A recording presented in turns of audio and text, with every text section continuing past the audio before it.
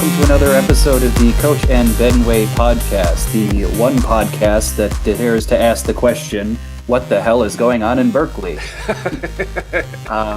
Coach, yeah, let me know what's going on in Berkeley. Well, I'm kind of the one thing we said we'd do. I'm really outraged, to tell you the truth, because look, Eric Clanton was the bike lock guy. He was the Antifa who was wearing a mask, and he swung It looked like some kind of like a hat, like a knit hat or something, that inside it had a bike lock. You know, one of those U-locks that people use to secure their bicycles, right?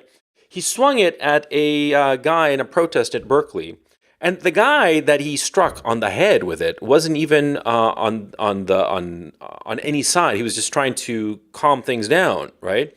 And he got hit in the head. It was very, very serious. I mean, the guy could have died.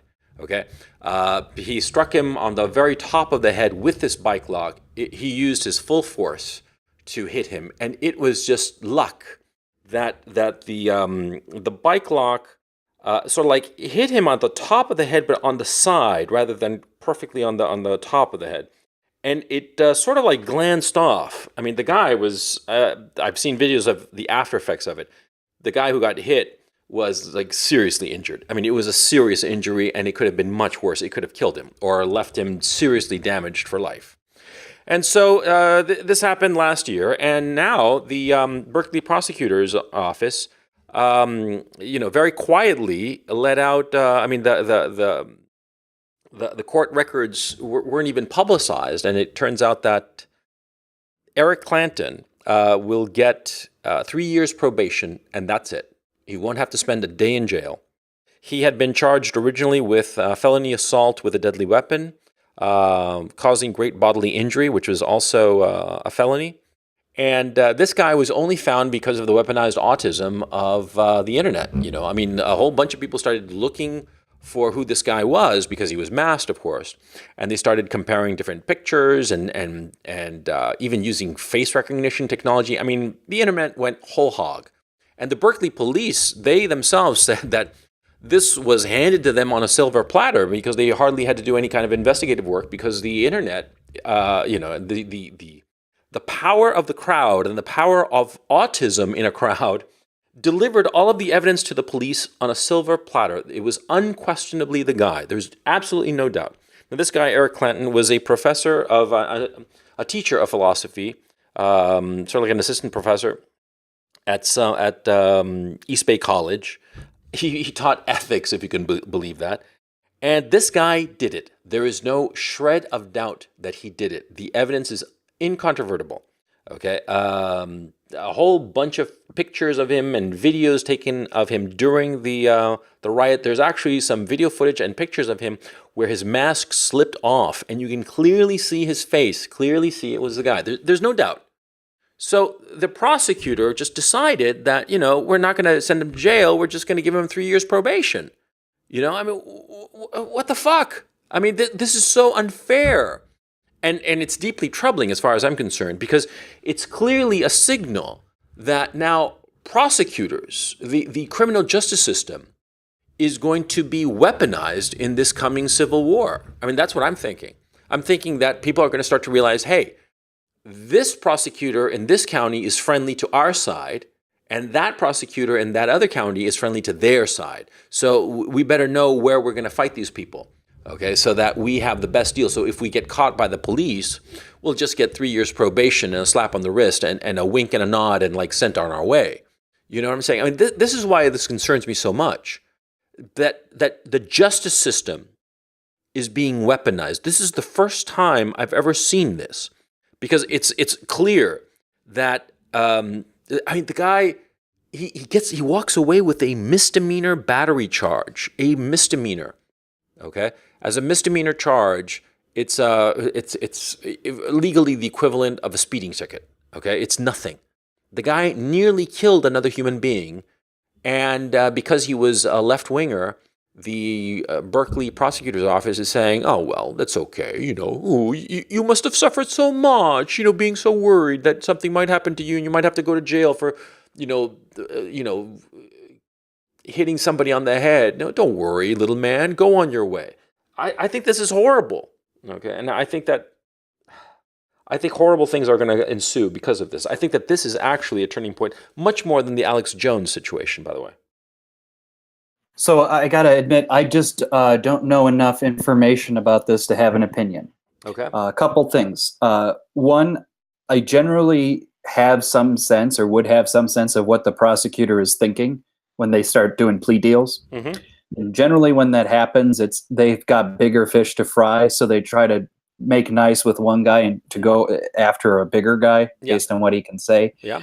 I don't see how that is applicable here. I just fundamentally don't know who. I don't even know who the prosecutor is at this Yeah. point. There was no official hearing. No. That's troubling. Yeah, it But was I just the don't prosecutor's know. office. Okay, well, here's the thing also.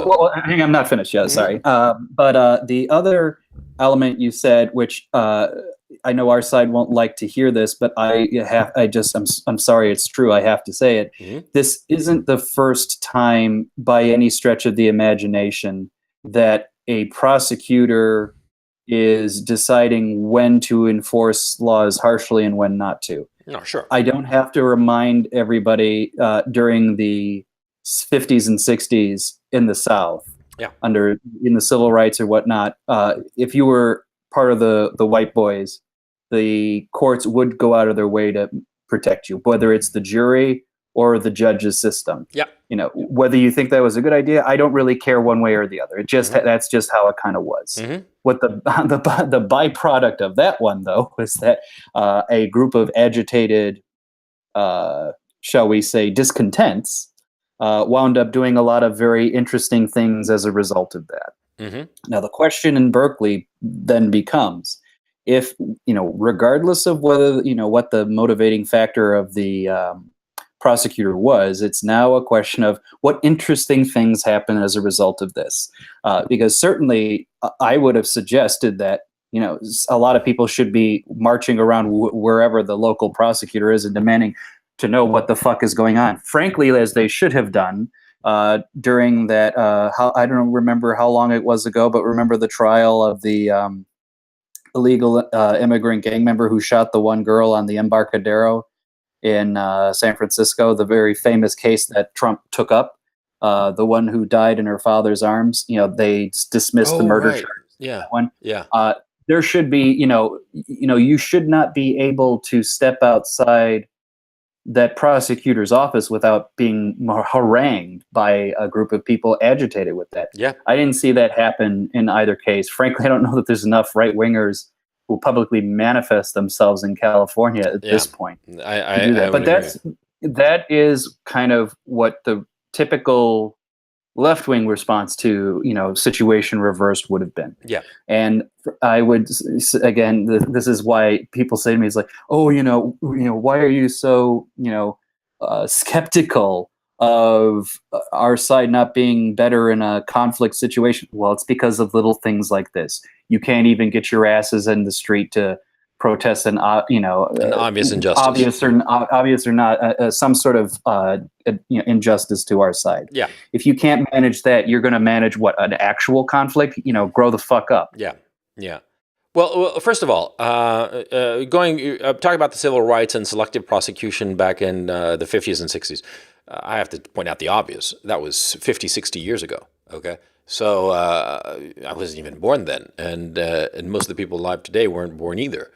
And certainly most of the people who are involved in politics today weren't involved or a part of that. So I see how the left would use that, but I think it's just a bullshit move because that was then and this is now. Okay, now and I think that was wrong. Okay, I mean I'm not saying that it was a good thing that they didn't prosecute the good old boys who would like lynch black people. Okay, I'm saying it was. I mean, to a certain extent, it's in some sense immaterial whether it's a good thing or a bad thing. I'm just saying this is kind of how it happened. Yeah. Okay. But the next point here, you said before that you understood that prosecutors usually plead down because they're looking for bigger fish. Yeah, that's white collar crime.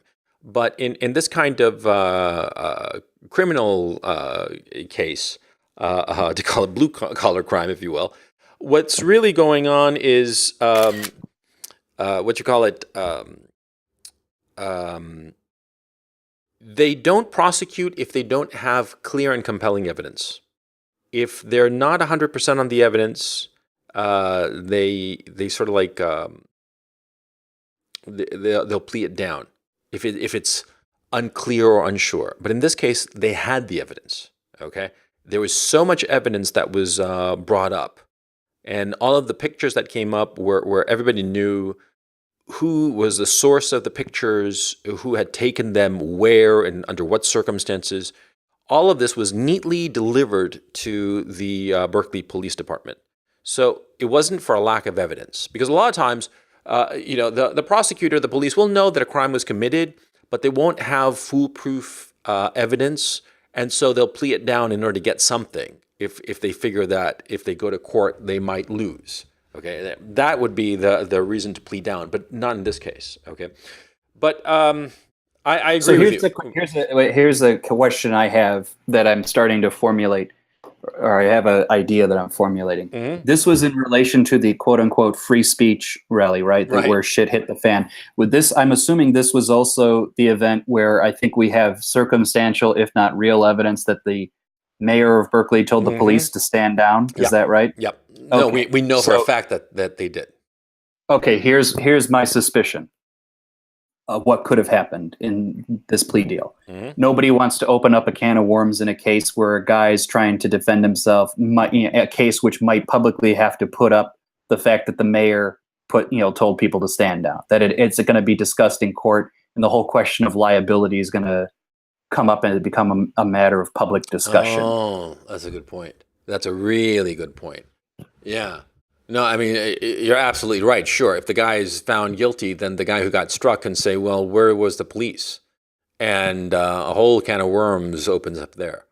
Now, I suspect, and this is if I was a legal advisor, I'm not, thank God. But if I were, I would, to all the people who got injured, I say, well, obviously your next step is a civil case. You clearly have a good shot at it. I would also, in a civil case, start, suing, not just Mr. Clanton, but I would then, sue the police department and the mayor's office. Because at that point, then if it's a civil suit, it's going to take a while, it's going to be expensive, it's going to be ugly, but you will open up the files as part of the discovery process. You will know what the fuck they were doing, and you can make a real stink out of it. And I think this could be a situation where people are agitated enough to make a stink out of it. Yeah. Yeah. No, but I hadn't thought of that angle of the civil liability. And you're right. It's a whole can of worms there, because they did. Because while it was happening, there were these cops that were interviewed. I remember this video footage very clearly. These two, stereotypical white cops, kind of like blonde with wraparound black glasses, looking a little bit like stormtroopers, right? And they're sitting there. One is at the wheel of his cop car, and the other's like standing outside the car, like next to him, kind of like with the window rolled down, right? And they're just standing there, and somebody comes up and starts telling, "Are you going to do anything?" And they didn't say, but they basically made it clear that they'd been ordered not to do anything, and they were just standing around, and they clearly looked so frustrated because they thought that it was a bullshit order, because it was, because I mean.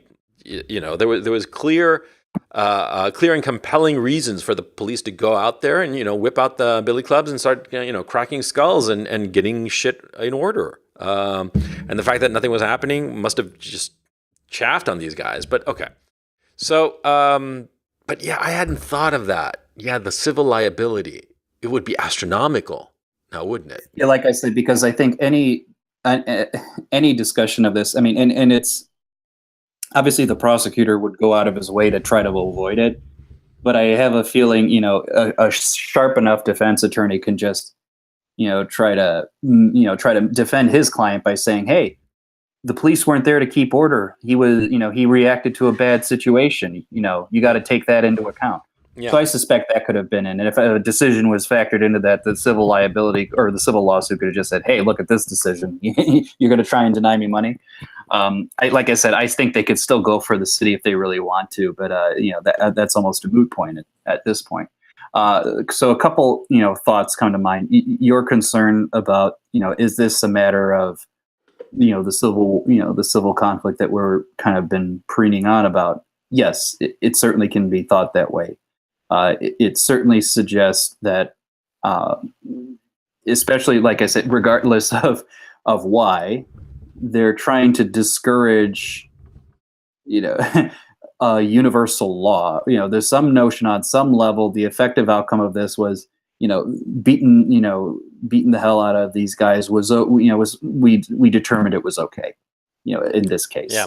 And that's probably going to extend. Now, the other thing to keep in mind, it's tangentially related to this case, but I think it's worth noting, is something that our side has to process, and I think it's hard for them to process after Black Lives Matter, which I still think is a dumb movement, but we should be ready to process this, what I'm about to say. You can't trust the cops.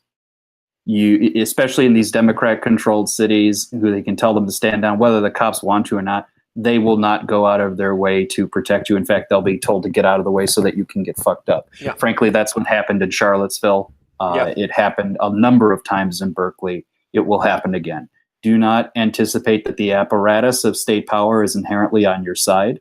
One of the worst things I think that happened as a result of the Black Lives Matter movement was actual reasons to try to reform the militarization of the police got confused with that argument. And so you didn't want to kind of be in line with Black Lives Matter. Yeah.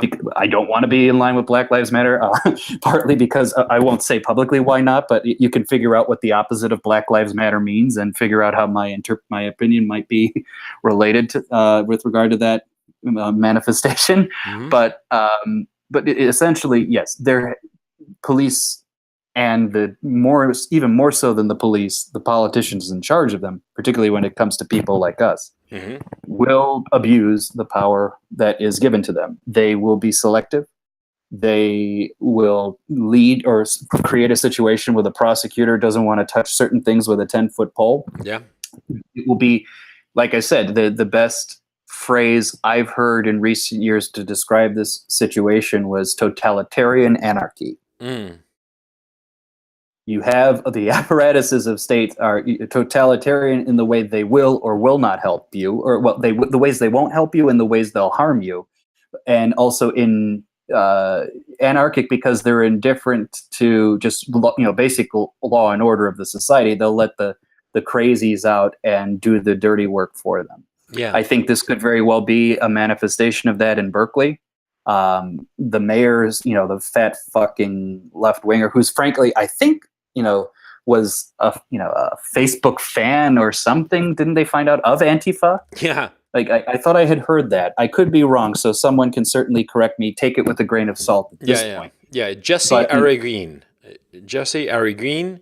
Clearly like Mexican descent kind of thing, Yeah, he looks like a guy who's like waiting for the next potato pancake or 40 to come down his plate. The big fat fucking, it's almost like, imagine Sidney Greenstreet a la, Cesar Romero kind of thing. But he looks like Paul Sorvino with glasses and just more Aztec looking and just a lot fatter. I mean, Paul Sorvino is a big guy, but this guy's fatter. Paulie didn't move very much, but that's because Paulie didn't move for nobody. Yeah. I mean, Paulie's fatness was more dignified, than this guy's. But anyway, the whole notion of the weaponization of the justice system troubles me deeply. And the whole idea that the police are constitutionally, I mean, in not U.S. Constitution, but as people, they are right wing, they are conservative. But sure, they take their orders from a left wing government, and their paycheck is getting cut by that left wing mayor or whatever. They're going to pipe down and do what the mayor says.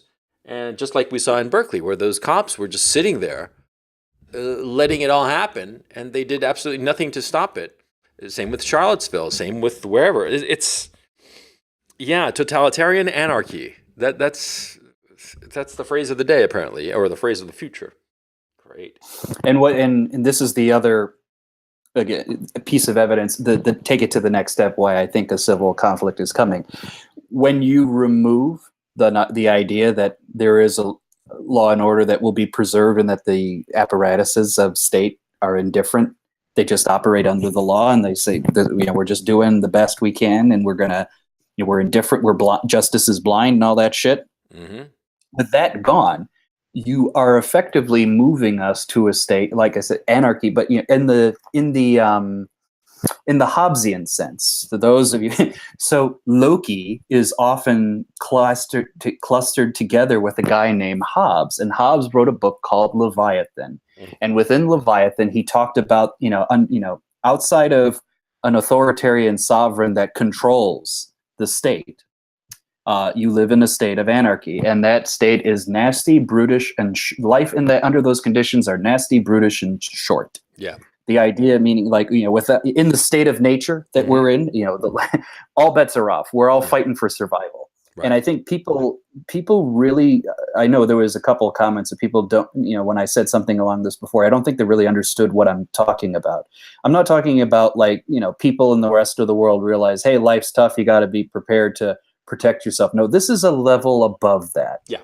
Nobody is really, outside of real big shitholes in Africa and the Middle East and maybe pockets of Asia, very few people are in the situation where when you're walking down the street and, or even just your next door neighbor, you don't know if they're going to pull a knife on you or pull some weapons on you and get rid of you or remove you.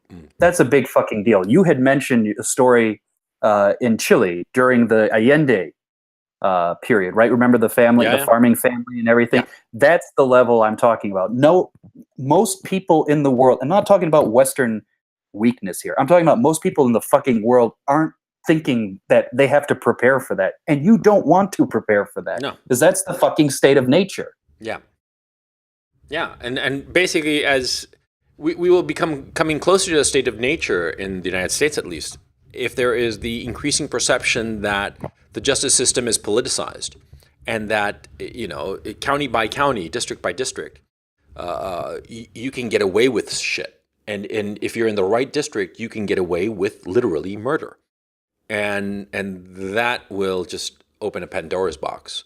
Because that's the problem. Once you allow that, even if it's people on your side, even if you completely agree with what they're doing, you start to allow that. And there's no end to it. It starts to take on a life of its own. Chaos tends to breed more chaos. And sometimes chaos can be very good because it can be very invigorating and rejuvenating. But in this case, in the case of a society, chaos is catastrophic because people start to die needlessly. And what happens is that everybody starts clamoring for a strong man to restore order. That's what happened in Chile. Allende brought about a situation of chaos, and the Congress of Chile, by an absolute majority, issued a letter a month before the coup d'état, asking the military to stage a coup d'état. Okay, it wasn't like that Pinochet one day woke up and said, "Hey, I'm going to take over the country." No. And it's much more complicated than that because Pinochet didn't even really lead the coup d'etat, but that's for a different conversation. The point I'm trying to make is that, you get to a point of desperation where people start clamoring for authority to be imposed by any means necessary, be it lawful or unlawful, reimposition of authority and order by any amount of violence. And that violence of the reimposition of authority also starts to take on a life of its own. And the people who start implementing that violence start to like it, and they want to keep their position so that they can continue to have control and dominance, and they start to use violence whenever it suits them, whenever it's necessary for them to achieve their purposes. I mean, it just becomes a state of nature, a fucking disaster, and it's what we want to avoid. But it's like, look, I insist, it's like the left has lost its mind and is exacerbating and bringing about this situation. I'm trying to figure out if it's just my own blindness because of my political leaning, or if it is objectively true that the left is going out of its mind and the right is merely reacting to the insanity of the left. You see what I'm saying? Well, I'm trying to figure out the best way of phrasing this. I don't think the left has lost their mind in the sense that they're just literally acting on animalistic instinct and just, scratching at whatever they can find.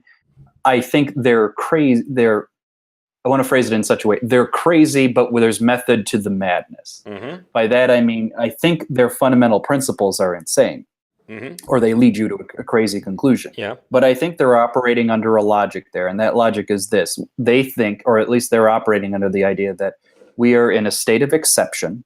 There are basically existential threats to their idea of what the republic is, namely us. Mm-hmm. And they're thinking that whatever means necessary of defeating them is kind of where they're okay with. Mm-hmm. This manifests itself a few ways. It manifests itself with the president must be impeached because he's a Manchurian candidate. Yeah. It manifests itself with the Charlottesville protesters were there to cause harm to people. Mm-hmm. Reality is much more muddled than that. Mm-hmm. It manifests itself with, bike lock guy, smashed some heads who were going crazy anyway. Hot potato, I don't want to touch it. Let's just, slap him on the wrist, move on. Mm-hmm. There's more cases than that. Everybody has their favorite version. I'm sure they can detail them in the comments. But essentially, that's kind of how I read it, right? It's the notion that, hey, special circumstances, man, all bets are off. And I have been arguing, and this is where people may call me crazy. I've been arguing that our side has to start thinking like that too. In part because when someone thinks you're a threat and they have every justification to kill you, you at least buy like a bulletproof vest. I mean, psychologically speaking, you know what I mean? Yeah. Don't operate in a world where the other person wants to kill you for no logical reason. Again, think of Sarah Young. Mm-hmm. All white people just need to die. Mm-hmm.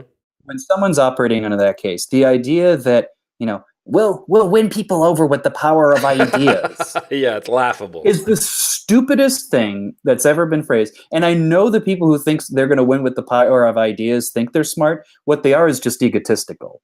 They're egotistical in the sense that what they're basically saying is excuse me, the magnanimity, the sheer weight of my intellect will change the fundamental nature of human beings around me. Yeah. And that's a lie. Yeah. And it's ignorant. Yeah. Intelligence breeds ignorance in a lot of cases. Or shall I rephrase it? Limited intelligence breeds stupidity of this kind. Limited intelligence is not wisdom. Yeah. Wisdom, ironically enough, the older I get, I would like to think I get a little wiser the older I get.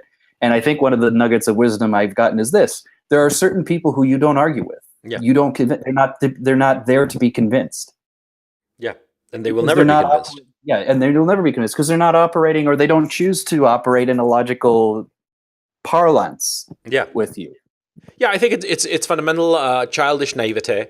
Because when I was younger, teenagers in my 20s and so forth, I thought that just by the power of my logic, I could convince people. And then I realized that that's just stupid. And also I realized something else. There are relatively few people who convince themselves of any argument based on reason. For the most part, they are convinced of an argument for visceral reasons that have nothing to do with reason and logic. And they apply reason and logic as a rationalization for the positions that they hold. For example, in my own case, I have to admit that I find abortion just viscerally disgusting and repugnant. And I just on a visceral level, I find it sickening. And I have a whole bunch of arguments against abortion. And I can say that my arguments don't involve the recourse to a God, because I don't frankly believe in God, and that my arguments are purely secular and pat myself on the back. But bottom line, I often sometimes when I'm thinking about it to myself, I'm thinking, a lot of my argumentation on a lot of different points. Yeah, they're rational, they're logical, they're sound arguments, sound and valid arguments. But ultimately, the source of the argumentation is because of a visceral moral reaction to something. And so the idea of convincing people on logic is just stupid because it doesn't work. I think that, I'm just probably going to parrot Scott Adams a little bit here, because I think he got the summary right. I think on a vast swath of major decisions in your life, outside of things you can just objectively quantify, that's how people make decisions. Think Yeah. about like when you buy a house, right? Yeah. You're gonna, if you want to buy a house, there's gonna be, you step into the house, you just know that's your home. Yeah. And you will find some, that's your first reaction. You say, I want this home. But then, if you say, I'll do my due diligence, and you'll look through is all the water quality right? Is there any mold? What's the pricing? Is it in the right neighborhood? Will it hold its value? Usually what's happening there is you're just adding enough weight to that initial decision to make you feel comfortable. Yeah. But you've already made the decision. Yeah. And that's something as very banal, right? Yeah. Just like buying your next home. I think when it comes to something even more foundational to your, like you said, your ethics, it's even more there's even less weight you need to a certain extent to feel, confident in your ultimate conclusion. And that's why I said it's hard to kind of find a way to escape that at the end of the day. And I think with the difference between us and the left is on a certain key moral issues, they've just reached the different conclusion.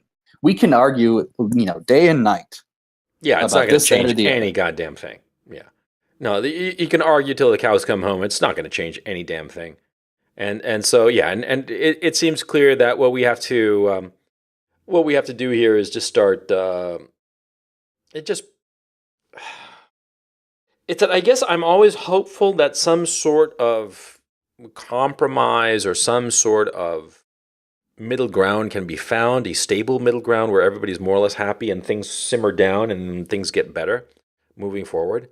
But I don't really feel that. I feel that, on the contrary, I think that the smart move now would be just to start preparing for an all-out civil war, figure out where you're going to be physically when things get really hairy, so that you're on the right side, geographically speaking, because you want to be with your people, your prosecutor's office. You want your prosecutor to be the kind of guy who's going to treat your side with kid gloves and is going to rain holy hellfire on the other guy's side, right?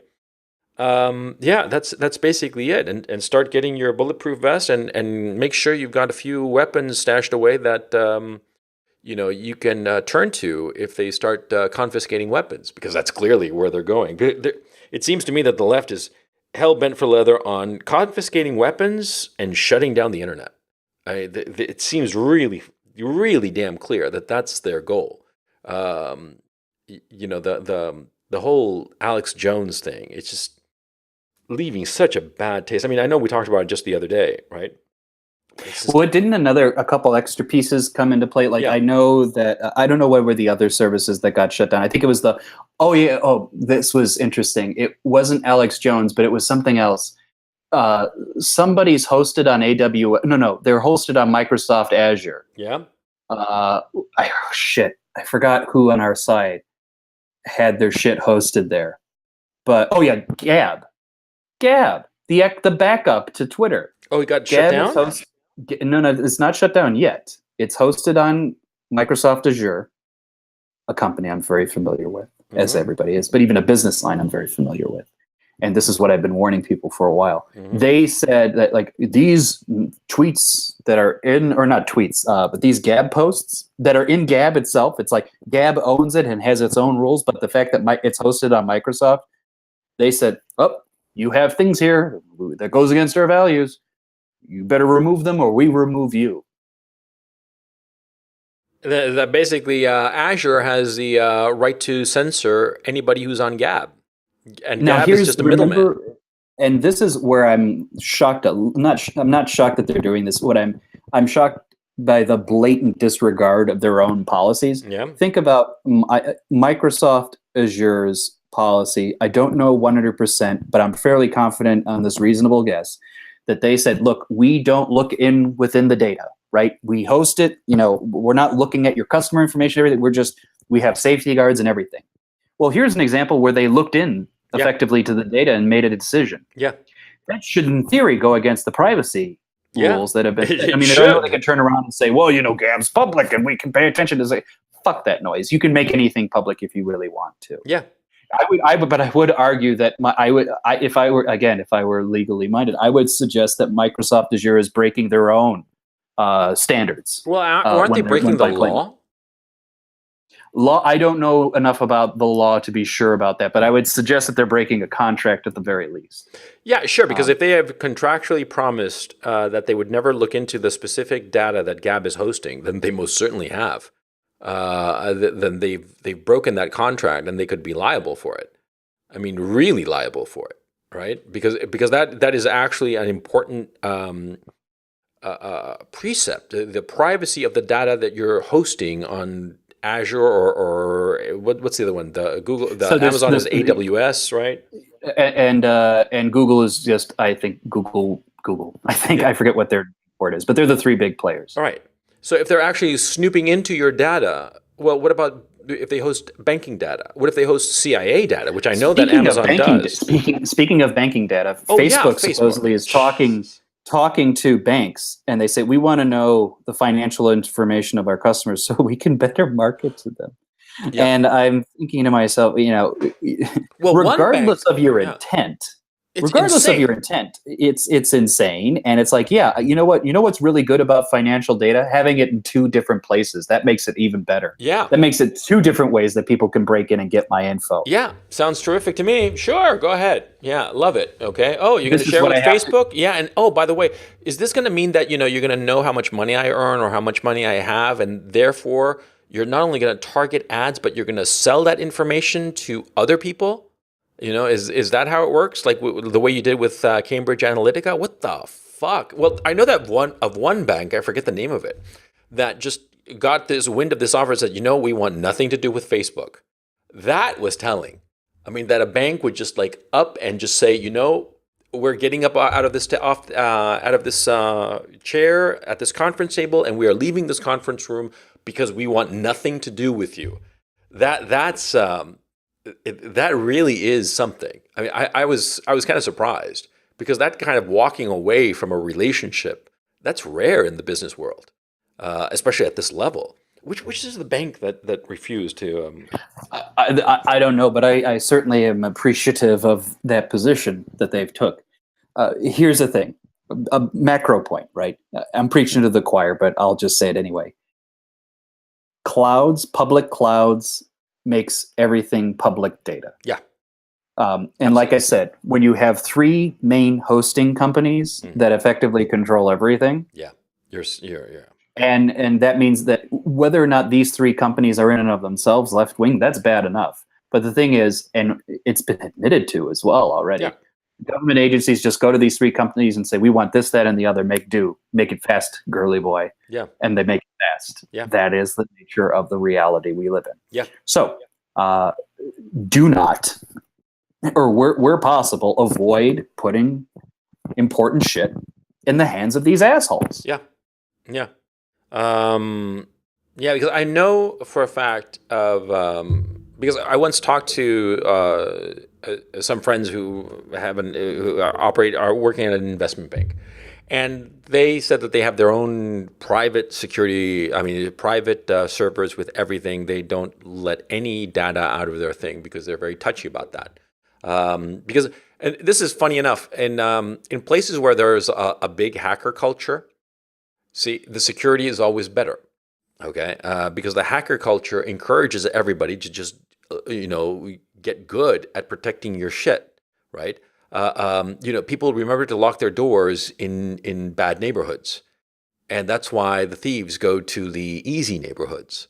They never try to steal They never try to steal stuff in the semi kind of rundown neighborhoods or the places where there's a lot of hacker activity because everybody's on their guard. Facebook is the soft neighborhood. It's the Bel Air of online in the sense that the data is just tossed around everywhere and nobody cares. Everybody thinks that it's all perfectly safe and fine. And so for them to go out there looking for banking data. And I wonder how many of these banks thought, hey, yeah, this sounds like a pretty good idea. I wonder how many. Because now there's like public outrage. So all these banks, knowing bankers, they're like backpedaling like, oh, no, we're never really seriously considering it. But I bet you that a lot of them were seriously considering it. And I thought of course they were seriously considering it. They thought to themselves, oh, marketing synergy is so wonderful. Yeah, that stupid fucking word. I hate synergy. That is the dumbest goddamn word ever. because it never works. It's always to one party's advantage over the other. And in this case, it's clearly Facebook. Facebook basically wanted to take banking data and sell it to third parties. That's what they wanted to do. I mean, just talking about it now, I'm realizing that's the obvious play. Jesus Christ, they're fucking creepy motherfuckers, if you ask me. And this is another thing that this would reveal. I'm very familiar with the cloud transformation that's going on in the technology space. Mm-hmm. I know the arguments that people are made. And what's interesting about the security thing is that when people were thinking about the security of data, they were looking in one direction and forgot to look in the other way. You're crossing the road, you only looked on one side. The one side they did look on was things like hackers or someone just looking for data to sell it. Oh, your transactional data, I got your credit card info, I got your social security number, boom, boom, boom, boom, boom. Yeah, you should be worried about that for sure, no doubt. And I think your point about saying, hey, there are some areas where people just know it's a bad neighborhood or it's a risky neighborhood, so they're just sharper at the security.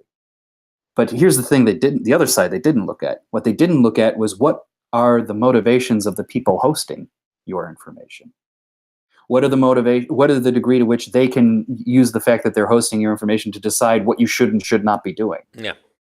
And I think they probably were just vaguely told, oh, we just don't see it, we don't look at it. But the reality is, they'll use their discretion at that front. And they've already proved we live in a society where, just by virtue of someone's politics, they'll decide, oh, you know what, we're not going to be your hosting provider, we're not going to be your whatever provider, and all of this thing. Take it to the next level. I mean, a company could be doing something as banal as just manufacturing, but hey, Google, and let's say this manufacturing company is doing all of their automation and next gen infrastructure for their manufacturing plant on the cloud. They're using Azure to host their automated systems, their predictive analytics, and all of that. And let's say Google gets wind that, oh, you got 3 employees there who went to a Unite the Right rally. Yeah. Fire them, or we're removing you from the platform. Yeah, exactly right.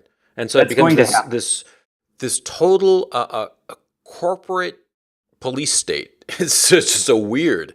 I mean, it's so weird to think about it.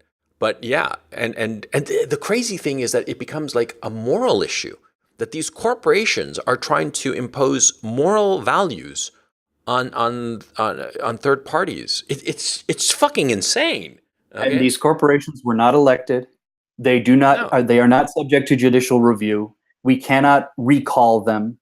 This is this is why I say, when people accuse right wingers of saying, "Oh, if we listen to you, we'd live in this totalitarian state," I fucking laugh and say, "We already live in one, you dipshit." Yeah. Yeah. Don't come crying to me. Don't come crying to me that I'm just the one who acknowledges that that's it's the order of things. I'm thinking of Mitt Romney, and remember that great speech when he got heckled by somebody. He said, "Remember, corporations are people too, my friend." Remember that line? Oh man. Yeah, but corporations are people, and they're fucking evil motherfuckers. That's the kind of people that they are, And he.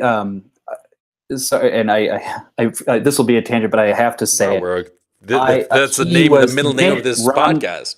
What? Mitt Romney was a private equity man, one of the worst batches of shitheads who are ever in the financial space. Yeah. This is how private equity makes money. They buy a company on borrowed money that the company itself borrows. Mm-hmm. They pay themselves out of that.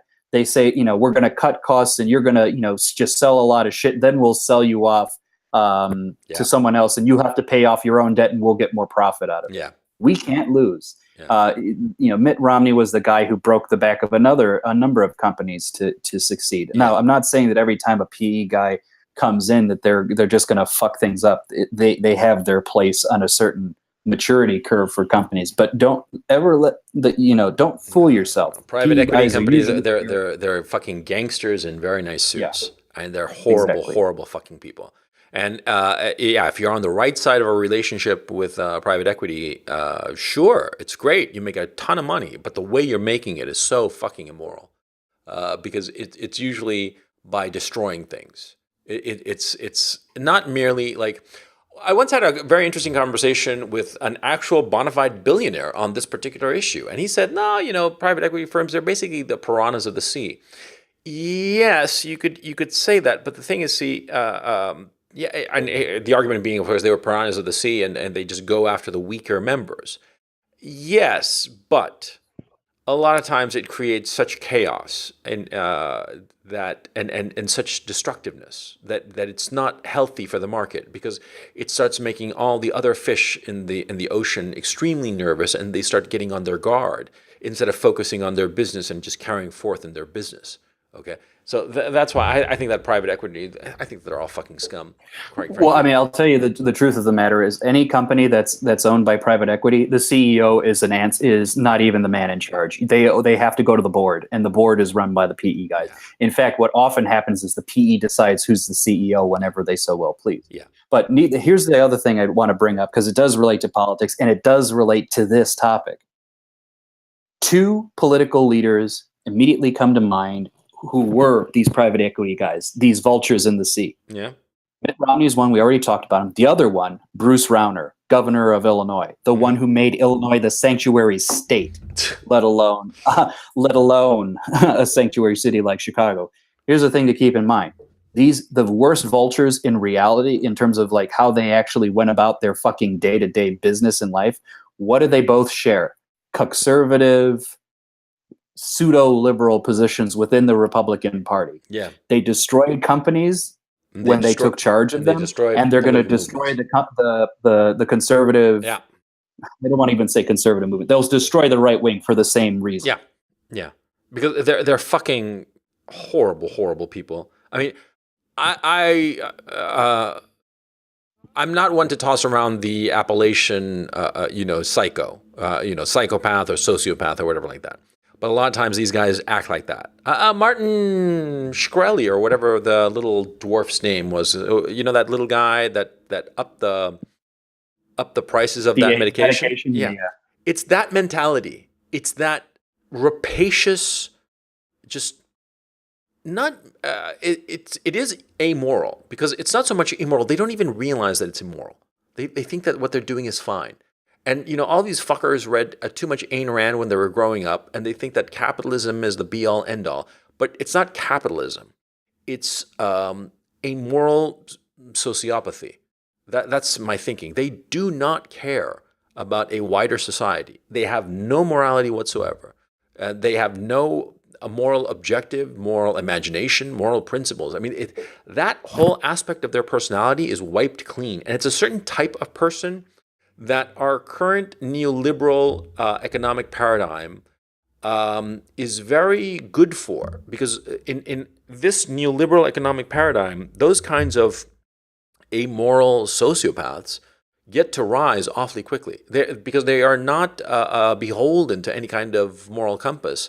So they can act in ways that are, economically rational, but morally repulsive. And we have so many of them around, and so many of them are, in positions of power. My concern is that, so many CEOs right now of so many companies in the easy money streets that we've been having over the last decade, right? They've loaded up their company with all this debt in order to prop up the share price and in order to balloon their bonuses. That shit is going to come home to roost once the interest rates start to rise, as they inevitably will have to rise at some point. And we're going to start seeing that. And it's just very fucking depressing.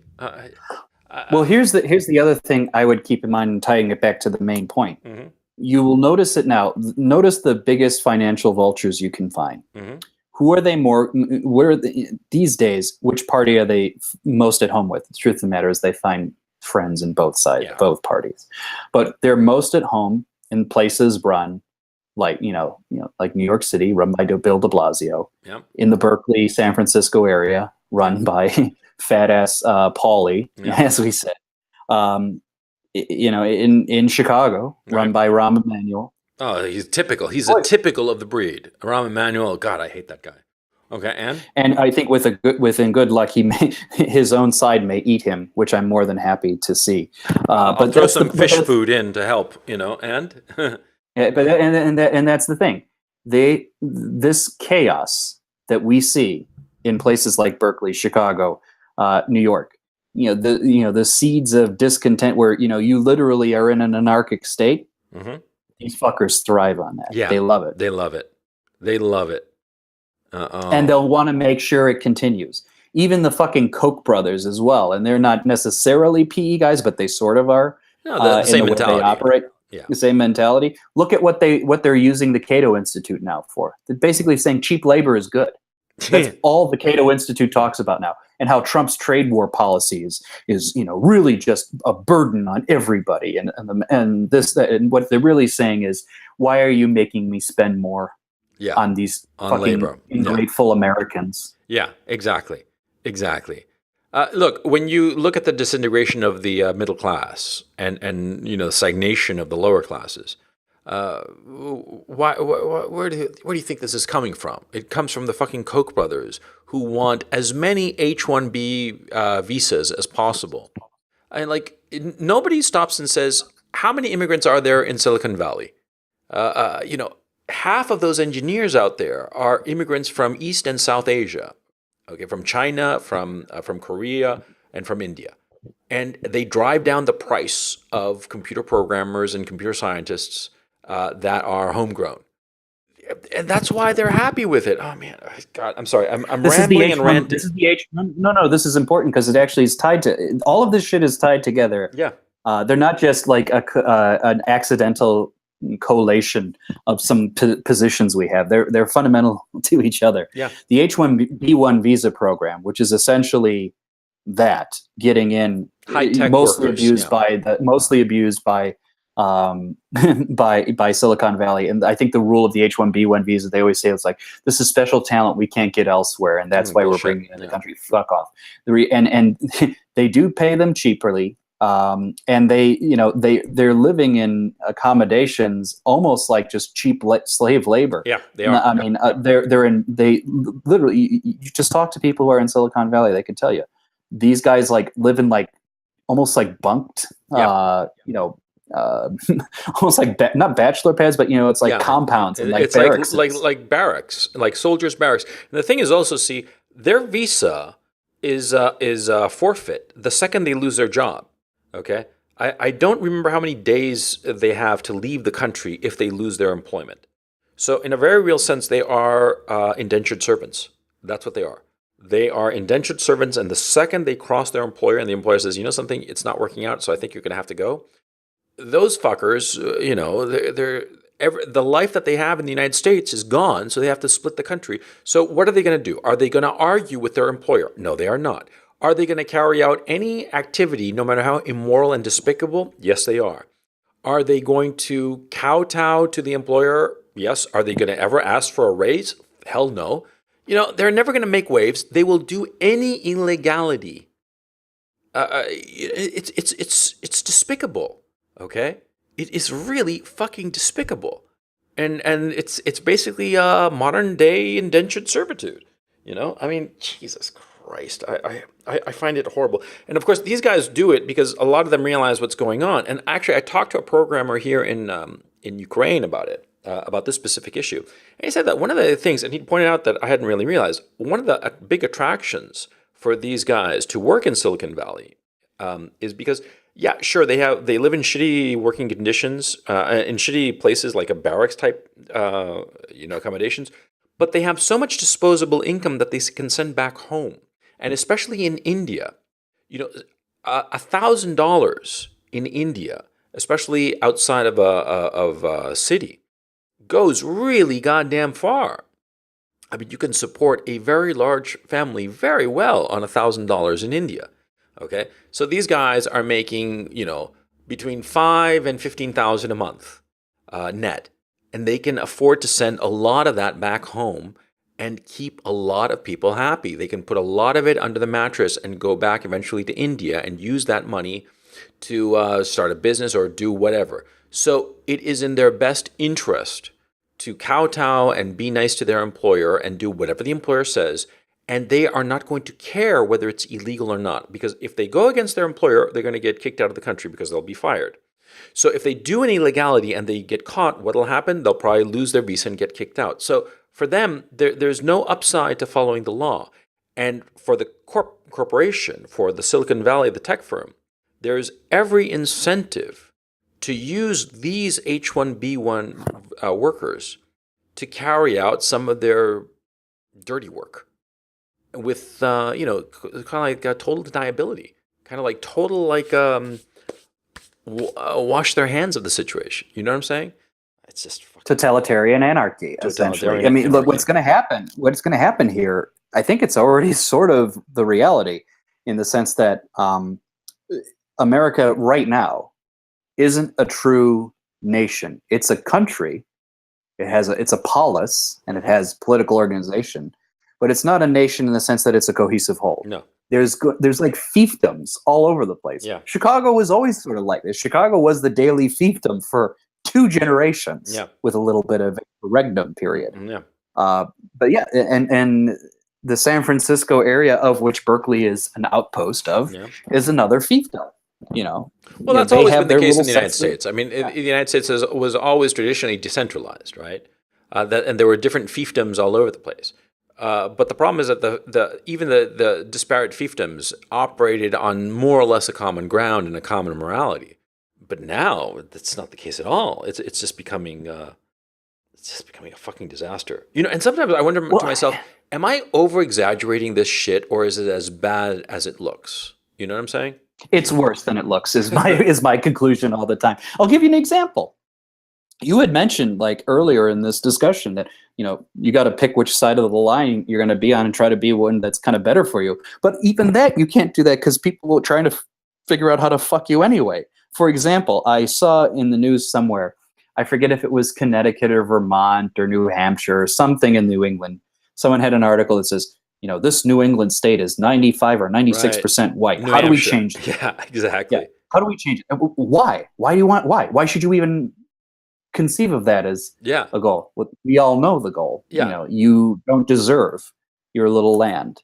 And like I said, what makes this even worse is we have fucking weak-willed, usually boomer age conservatives like Joe Walsh, who was always like, if you have these principles, we're going to welcome you, and it doesn't matter. What about Israel, Joe? Oh, well, my wife is Jewish, and there's no contest between whether Israel can be a democratic state or a Jewish state. It just has to be that way. Don't you understand that? Yeah. This is the simple-minded thinking that we are kind of working with here. Yes. And this is, this is why I keep telling people, just either ignore those motherfuckers or just render them as irrelevant as they should be. Yeah, the nominal conservative leadership, man, they're fucking cucks. They're just cuckolded to high heaven, and all the neocons, as far as I'm concerned, are just no. The fellow white people, no, thank you. I'm good.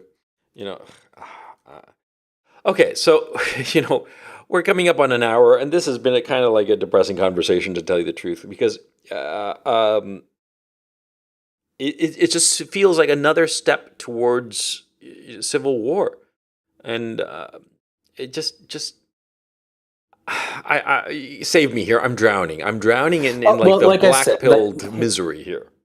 Well, like I said, I would encourage our listeners, especially those in California, figure out who in California is good at these type of things, and get them to basically say, look, if the prosecutor's office in Berkeley is not going to enforce the law, I'm going to bring 20,000, I'm making up a number.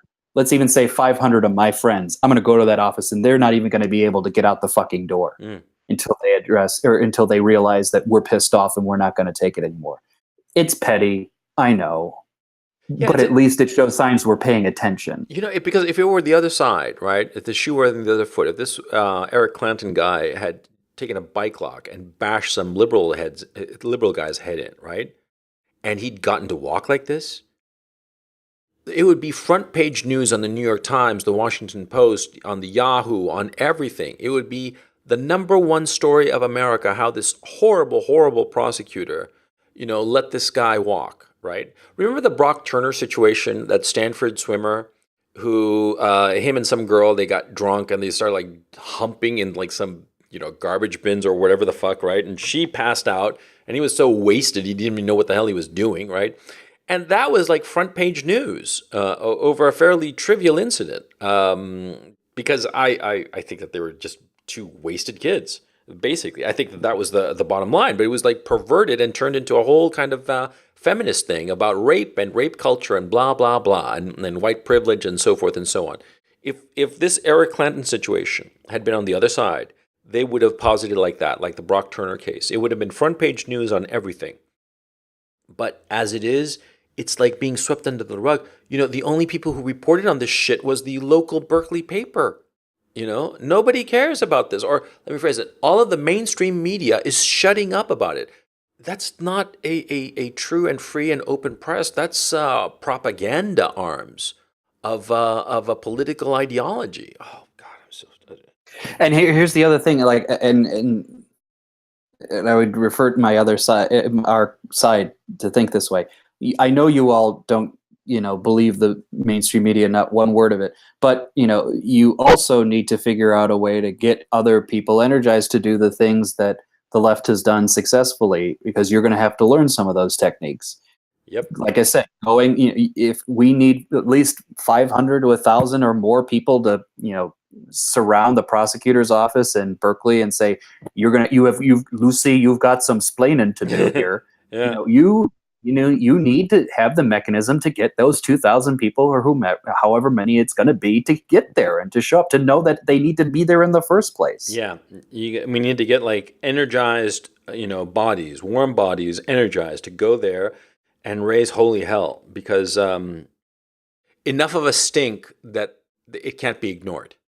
Steve Martin had that stupid saying that, it'd be so good that they can't ignore you. Well, we all know that that's so much bullshit, because you can be the best in the world and, the gatekeepers can ignore you, and they often do.